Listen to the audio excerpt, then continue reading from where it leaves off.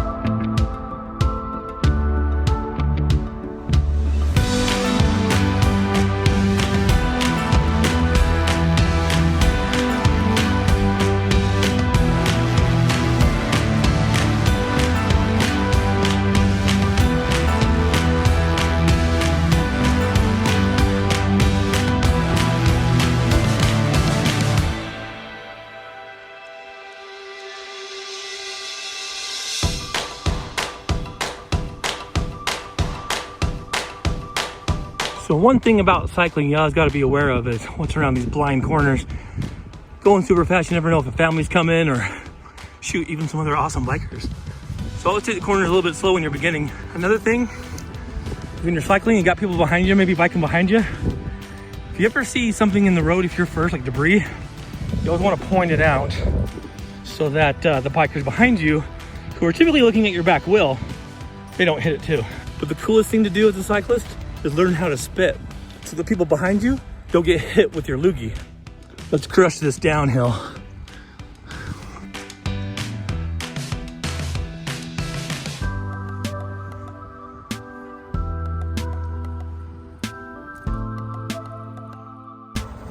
You never really know what's coming through. Don't roll through them unless you absolutely have a clearing. Okay, the other thing you have to be aware of when you're cycling is that a lot of times you don't have a lot of line to look on. You get debris in there. Always check your cross streets. You see how small this line is. Sometimes you don't have a big shoulder. But make it a habit to look behind you frequently. That you have one headphone off or one earbud out so you can always hear what's behind you. Really, when you're on these rural roads, it's important for you to do that so you don't get hit behind. As you can see, we get a little bit bigger shoulder here, so that's nice. You know, there's a 3 feet passing rule in Utah, which isn't a lot. I can tell you that automobiles, drivers, they don't like us cyclists much. I actually heard some sad news that cyclist in St. George, former NBA player Sean Bradley, was hit in January and he's paralyzed now. Got to be careful out there. So thanks for riding with me today. Do some more tips on cycling as the season continues. Do some bike maintenance. Help all you athletes move from runners to bikers. Keep the rubber on the roads. First COVID bike ride of 2021. Not too shabby.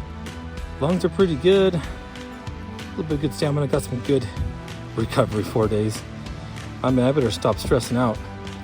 But yeah, I'm 13 miles an hour average. Got some good headwind, but as the season progresses, so will that. But yeah, looking pretty good. It'll definitely be a great racing season. Looking forward to getting our new Addict II Athlete cycling jerseys. Hey, jump online, addictathlete.org, and check out our new cycling kits. You may not know what you're doing, but you'll look good doing it.